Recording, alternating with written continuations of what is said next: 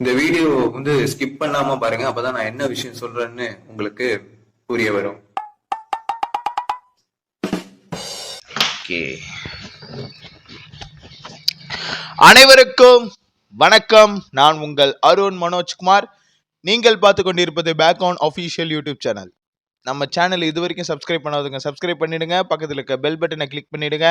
And முடிஞ்சளவுக்கு உங்கள் friends and family மெம்பர்ஸ்க்கு எல்லாருக்குமே ஷேர் பண்ணிடுங்க. ஓகேங்களா?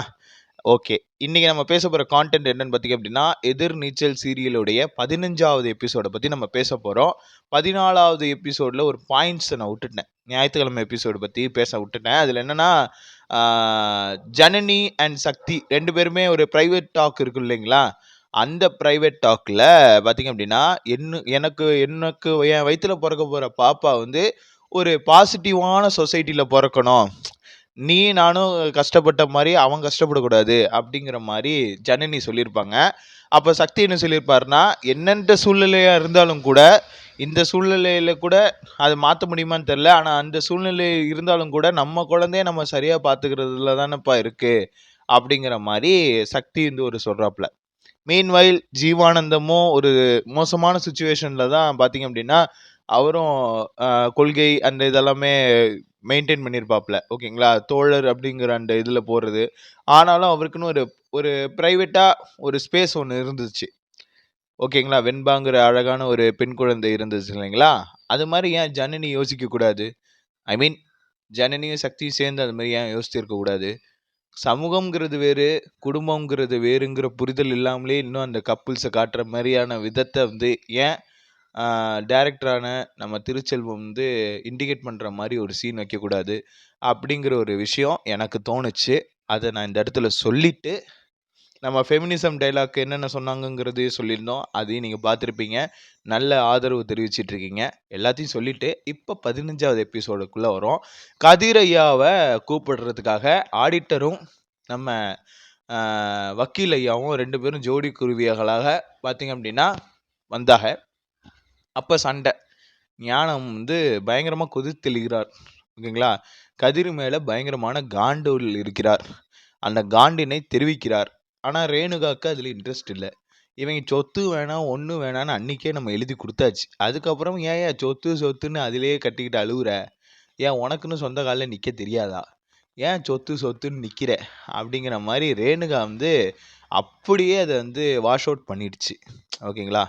இருந்தாலும் கூட அடுத்த ஷாட்லேயே பார்த்தீங்க அப்படின்னா ஆதி குணசேகரனை மீட் பண்ண போகிறாங்க. அந்த போஸ்டர் பெரியசாமியோடைய ஏற்பாட்டில் பார்த்தீங்கன்னா அவனுக்கு ஒரு அல்லகை இருக்கான். இதெல்லாம் பார்க்கும்போது அவங்க தான் ஆதி குணசேகரனுக்கு மெயின் வில்லனாக வர்றதுக்கு வாய்ப்பு இருக்குது. ஆதி குணசேகரன் கேரக்டருக்கே மெயின் வில்லனாக வரப்போகிற மாதிரியான ஒரு தோரணை இருக்கிறது யாருக்குன்னா பெரியசாமி கேரக்டர் காட்டுது. பட் பார்ப்போம், ஃப்யூச்சரில் தான் அது தெரியும். கதிருக்கே மொத்த சொத்தையும் எழுதி கொடுத்துட்டாங்க. கதிர் அவனால் ஏற்றுக்க முடியலையா இல்லை என்னன்னு எனக்கு தெரியல. உன் பாசம் தானே எனக்கு முக்கியம், நீ வெளியில் வந்தால் போதுன்னு அப்படிங்கிற மாதிரி கொஞ்சம் சென்டிமெண்டலாக பேசுகிறாங்க அண்ணனும் தம்பியுமா. அப்படி இருக்கிறப்ப பார்த்தீங்க அப்படின்னா, இல்லை இல்லை நான் சொன்னால் நீ செய்வேன்னு நம்பிக்கையில் தான் நான் இதை செஞ்சேன், ஆனால் நீ இப்படி பண்ணுறியப்பா, அண்ணன் வார்த்தைக்கு மதிப்பு இல்லையப்பா அப்படின்னு அவர் ஒரு பக்கம் பண்ண, அப்படியே இவர் கதிர் கொஞ்சம் யோசிச்சு இன்னொரு பாண்ட் ஒன்று கிரியேட் பண்ணுறாப்புல. என்னன்னா, நீங்கள் வெளியில் வந்ததுக்கப்புறம் அந்த சொத்தை உங்ககிட்ட நான் ஒப்படைச்சிருவேன், அதுக்கு உங்களோட கையொப்பம் வேணும் அப்படிங்கிற மாதிரி ஒரு பாண்டை கிரியேட் பண்ணிட்டு அதுக்கு கையெழுத்து போட்டுட்டு அதுக்கப்புறம் தான் மொத்தமாக கதிர் ஐயாவுக்கே பார்த்தீங்க அப்படின்னா சொத்து ஃபுல்லாக போயிடுது. மீன்வைல் அப்படியே அந்த மருமகள் டிஸ்கஷன் வருது. அடுத்த சீனில் பார்த்தீங்க அப்படின்னா மருமகள் டிஸ்கஷன்ஸ் அந்த இதெல்லாம் போயிட்டுருக்கு. அதில் பார்த்தீங்க அப்படின்னா ஈஸ்வரியும் விசாலாட்சியும் பேசிக்கிறாங்க. அதில் விசாலாட்சி மேனிஃபெஸ்ட் பண்ண பார்க்குது, பெரியவனை வெளியில் கொண்டு வரணும் அப்படிங்கிறதுக்காக. ஆனால் ஈஸ்வரி அதை ஸ்ட்ராங்காக ரெஃப்யூஸ் பண்ணுது. உங்கள் உடம்பு சரியில்லைன்னு சொன்னீங்க, நான் வந்துட்டேன், அதை தாண்டி நீங்கள் வேறு எதுவும் என்கிட்ட பேசாதீங்க அத்தை அப்படின்னு அந்த பழைய ஈஸ்வரி டோன்லேயே பார்த்தீங்க அப்படின்னா அவங்க அதை மென்ஷன் பண்ணியிருப்பாங்க. ஓகேங்களா?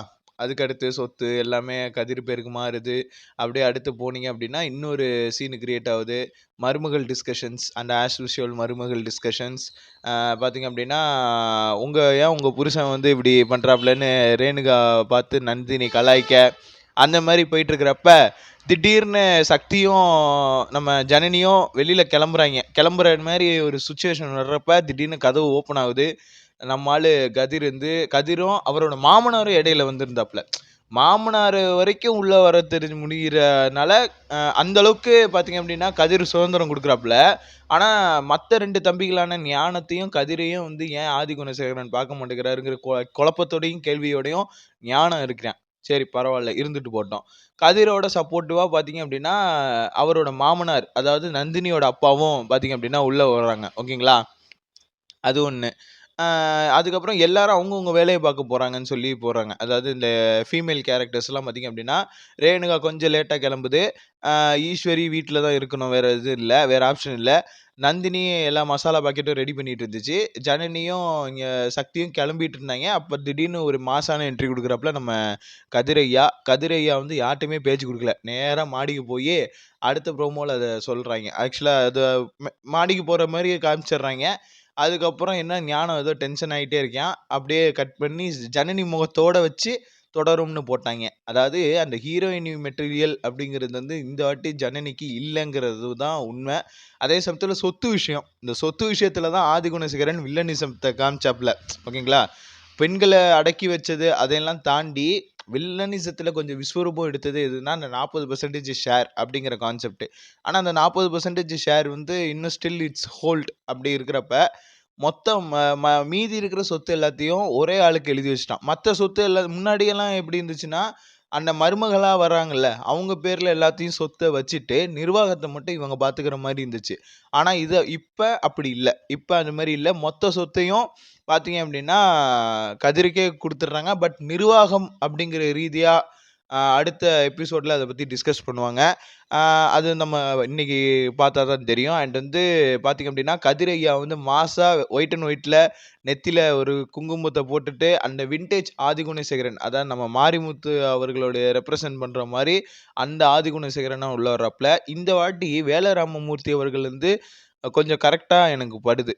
ஓகேங்களா? கரெக்டா படுது. இருந்தாலும் பசுபதி சாருக்கு அணுகுனா நல்லா இருக்கும்னு எனக்கு தோணுது. ஏன்னா வேலராமமூர்த்தியை விட பசுபதி சார் இன்னும் கரெக்டாக அதை ஹோல்ட் பண்ணுவார். காமெடியாகவும் இருக்கும்.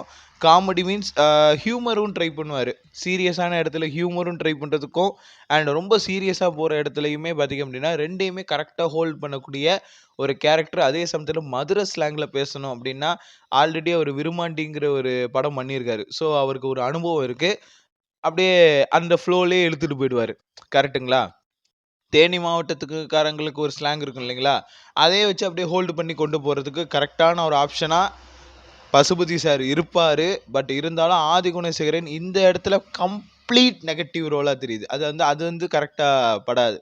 கொஞ்சம் ஹியூமரிஸ்டிக்கோட கரெக்டா போனா தான் அது அந்த ஆதிகுணசேகரன்ட்ட இருந்த அந்த விறுவிறுப்பு தன்மை இதுல இருக்கணுங்கிறது தான் நான் சொல்ல வர்றது. வில்லனை பார்த்து பரிதாபப்படுற சீரியல் எதுன்னா இந்த எதிர்நீச்சல் தான். வில்லன் ஜெயிச்சா நாமளும் ஜெயிச்ச மாதிரி அப்படின்னு சொல்ற மாதிரி இருக்கிற சீரியலும் இதுதான். அதே சமயத்துல இந்த பெண்கள் டீம் 4 பேரா இருந்தாலும் கூட அந்த ஆண்கள் டீமும் 3 பேரா இருந்து பண்ணதான் பயங்கரமா இருந்துச்சு. இந்த வாட்டி பார்த்தீங்க அப்படின்னா கதிரையா ஒரு மெயினான ரோல்ல உள்ள இறங்க போறாரு, கலக்க போறாருன்னு நினைக்கிறேன்.